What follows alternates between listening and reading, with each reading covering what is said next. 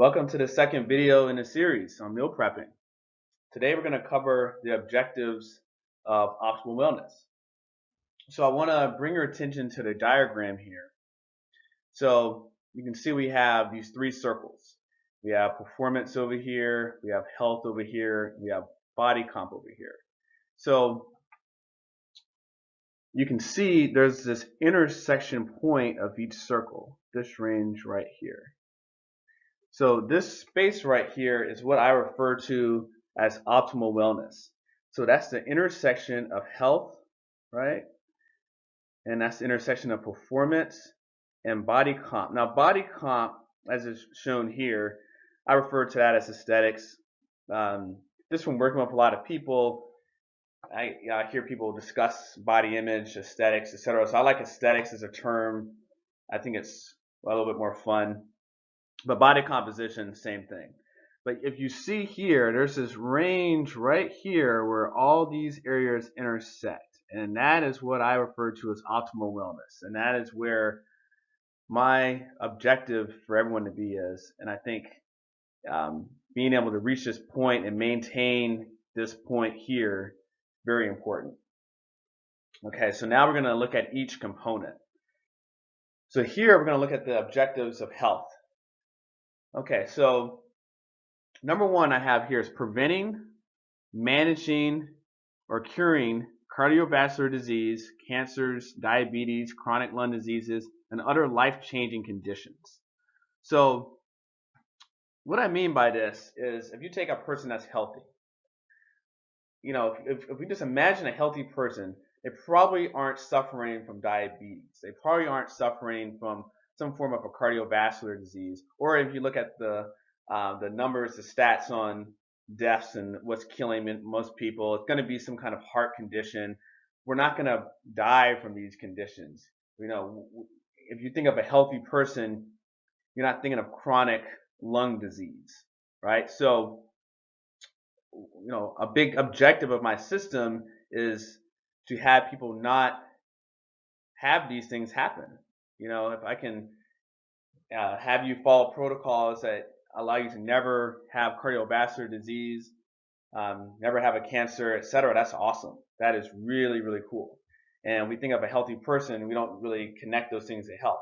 Now, at the same time, let's say you do have one of these conditions, you already have it. Well, is it possible for it to not happen anymore? Well, it'll depend on the person, and it'll depend on the actual disease that you have. So some things, cannot be reversed. You just have it. But some things can be.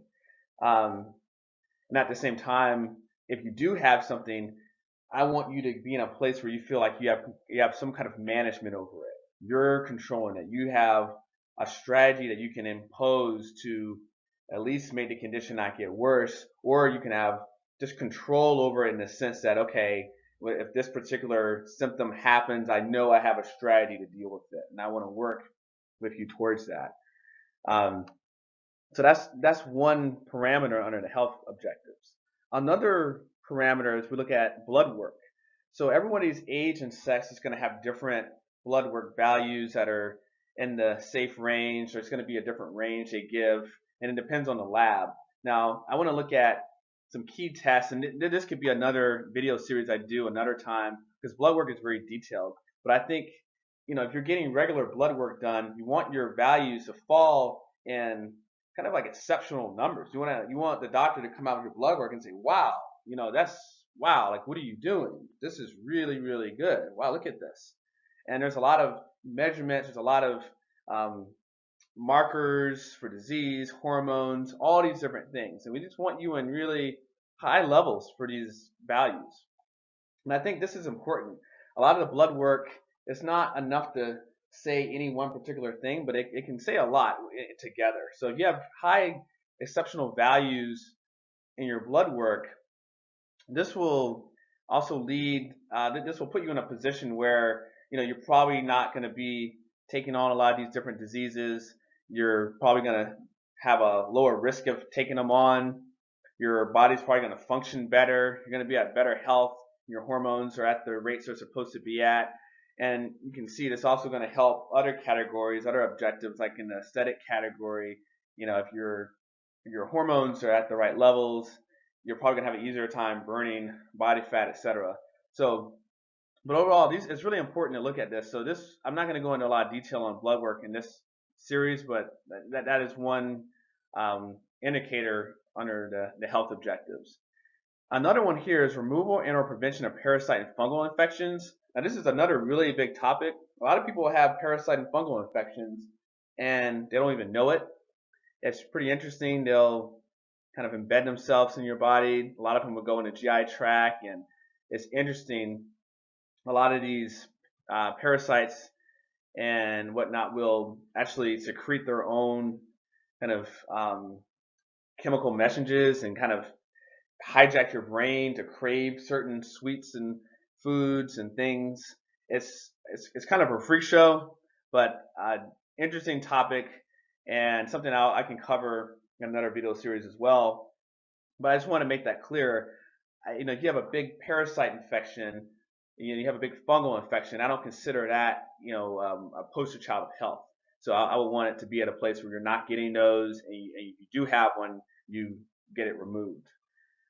And another category I'm looking at here is rehabilitation and the prevention of musculoskeletal injuries and pains. So if you think about living life, if you're in a lot of pain, if your back hurts, if your shoulder hurts, if getting out of bed is scary in the morning because you don't know if something's going to be hurting, if you can't sleep because of pain, all these things, I don't consider that a poster child of health.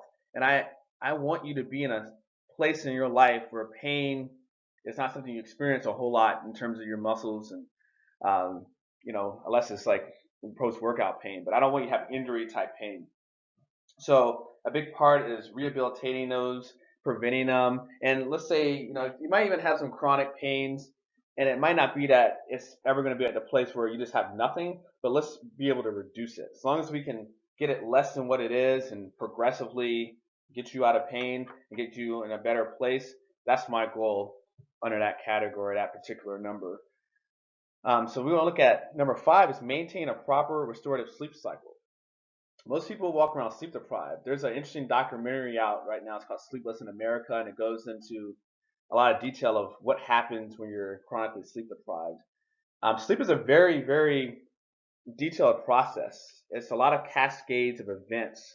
One thing happens, another thing happens, and it's all is based around you being asleep and being asleep for long enough to actually have the process take place. If you imagine like a dishwasher, if you imagine a laundry machine, you turn it on and it's going to go through a cycle. It's going to do, a wetting thing, and then it's going to do something with soap. It's going to turn. It's going to do all these different things. If you think about sleep the same way, even more detailed, if you just stop and wake up or you're not getting enough, you're going to miss parts of the cycle. So you're not going to really get your hormones kind of restored. You're not going to cleanse things out. You're not going to produce things in the right quantity. It's going to have a huge impact on your health.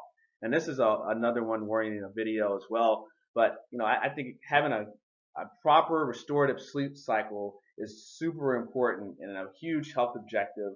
And when that is in place, that is something that we can look at as be having having optimal health in terms of that. But that's a pretty deep topic, so I'll have to go into that one more in another video as well. Another one is removal and or reduction of medications. So these are very, very over-medicated society, especially here in the U.S. People on all sorts of medications, depression medications, heart pills, cholesterol pills, blood pressure pills, like all these different pills. And I'm not going to say that they're all wrong or bad. I think medications are one of the miracles of modern day. We have these medicines that can really change and save lives, and they've done that. At the same time, I think that people are on a lot of medications that they don't necessarily need to be on. I think there's a lot of abuse when it comes to this. I think there's a lot of side effects that people are suffering from as a result of medications. And I think that if we can, get a person to a place where they're healthy and they don't need to be on a medication, I think that would be a really cool ideal to strive for. And when I think of like an avatar of a healthy person, I think of a person that doesn't need medications. I think of a person that if they need a medication, it's for a very specific situation, a specific kind of one-time incident, or very um, situation specific, but not a whole life that's just like I'm taking this pill like it's food. I'm just taking this pill every day, and if I don't have this pill, I'll die or something.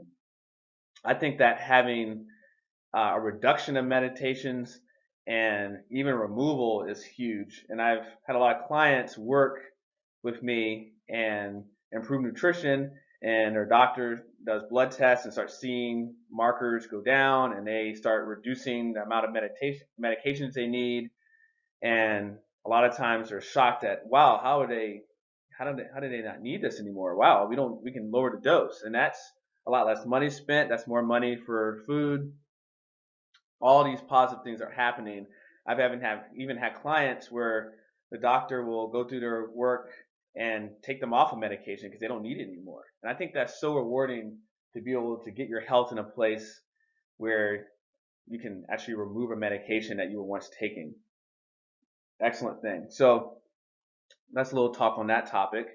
And then here I have number 7, reduction, removal, and management of stress, resulting in an overall consistent feeling of well-being.